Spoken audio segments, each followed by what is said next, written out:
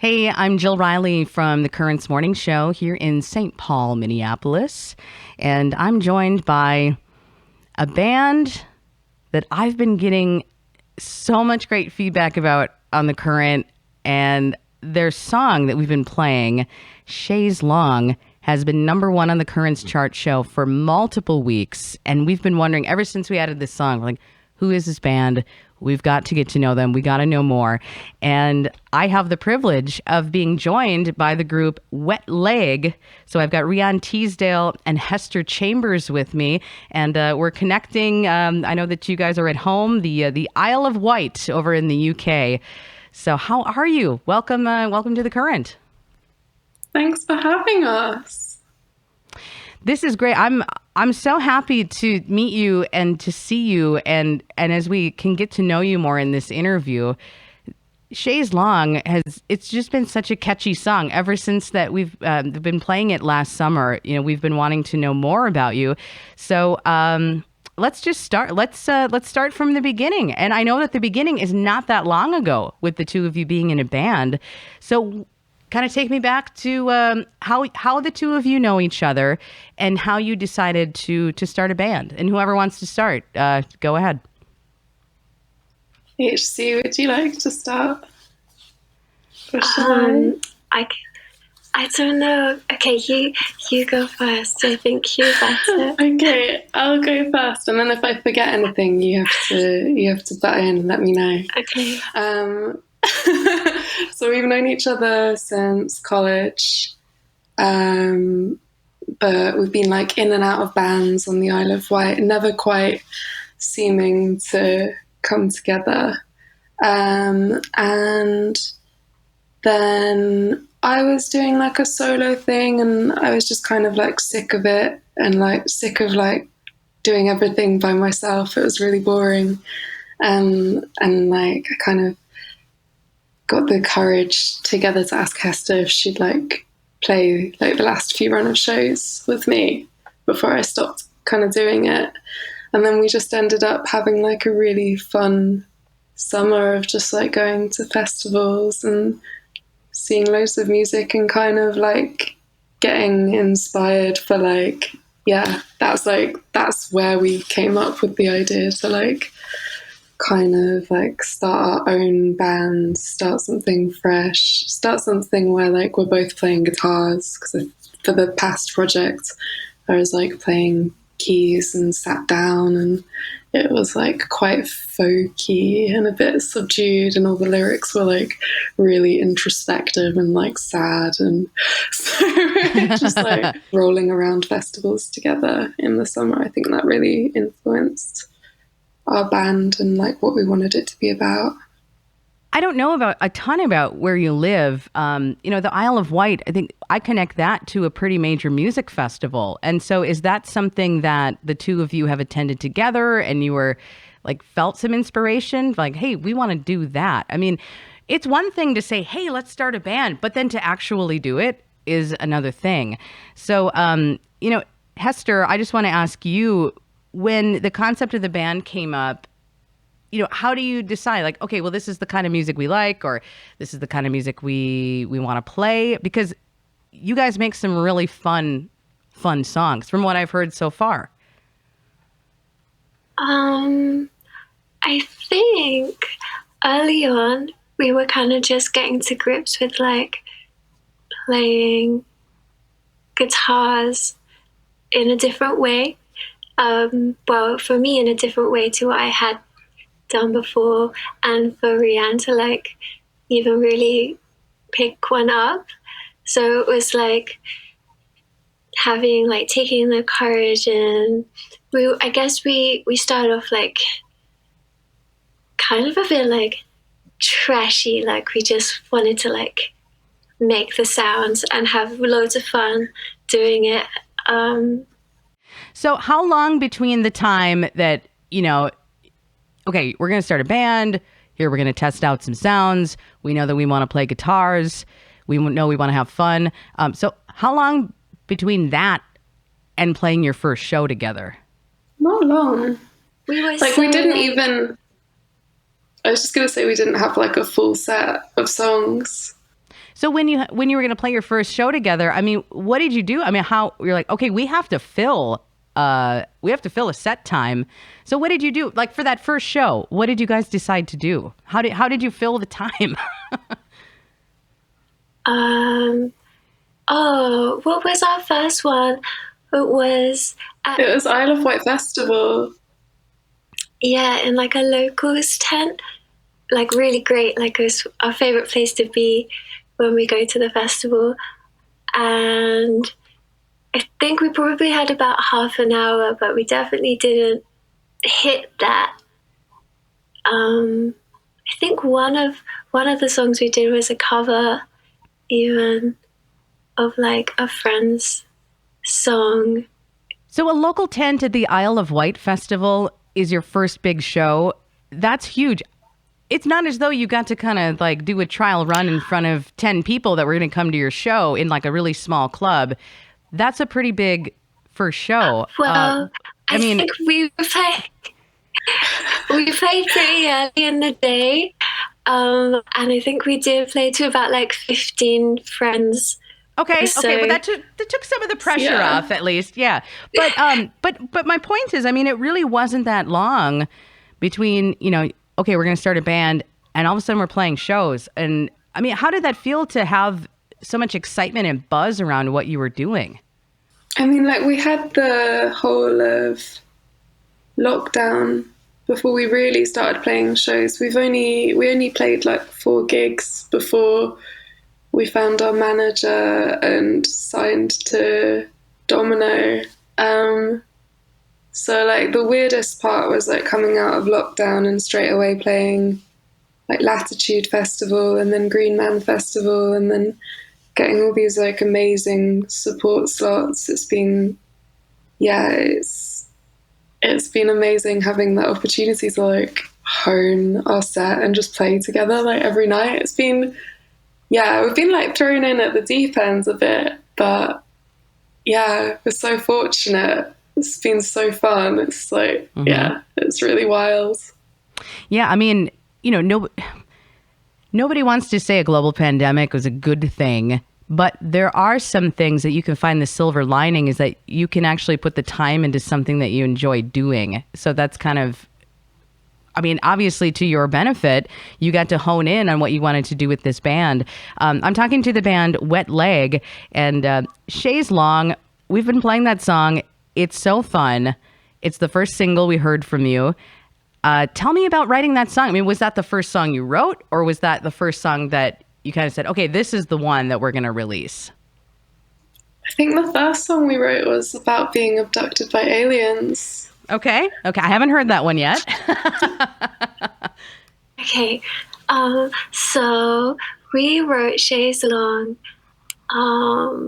in 2019 at Christmas time. Rhian had come to stay at mine and my boyfriend's house for like a sleepover, but you didn't leave. So like we didn't write it that night. We wrote it like week 5 into the sleepover. Just like in the evenings, we'd be like painting or watching telly or writing silly songs together. And Chaise Longue was one of them. And we don't know why it kind of stuck. In the beginning, it was just like something that we could like cry, laugh at. Cause we were like, oh, look at this, like funny. Like it's just really, funny, not serious song. Like so different to anything we'd like put in the computer before. I like the description of, funny, not serious. It's got a catchy hook. And I think it's exactly what people were looking for because during the pandemic, things were getting really serious. We're getting really serious and heavy. And it's kind of refreshing to just get like, let's go back to the basics of a fun rock and roll song and something that's catchy. And your lyric writing in that song is every time I listen to it, I think I hear something new or I hear a new meaning in something. Even the name, like what you've decided to name yourself, Wet Leg. I was thinking, well, what does that mean? So I'm like, went and Googled it because I'm like, I hope it's something super dirty that I haven't heard about before or whatever. And, you know, even like Chaise Longue, I was saying it wrong, or I was saying it incorrectly because we've so Americanized that as like Chaise Lounge because we're terrible at like speaking anything that's, you know, so Chaise Longue, it took me a while to say it correctly. But when it comes to like wet leg, I Googled it and then like you can see what other people have searched and somebody had searched like, what does big D mean? And that made me, I mean, I was cry laughing because it could mean about 100 different things in that song. Like I said, I hear a different meaning every time. So just like going back to just the name of your group, how did that come up? I mean, did it just come out of like you guys are hanging out together and wouldn't that be kind of funny? Like, what does it mean to be a wet leg? That's a nice question. Like, what does it mean? I don't know. Doesn't really mean anything. It's just a reminder to not take yourself too seriously, because at the end of the day, you're in a band called Wet Leg, which is really stupid.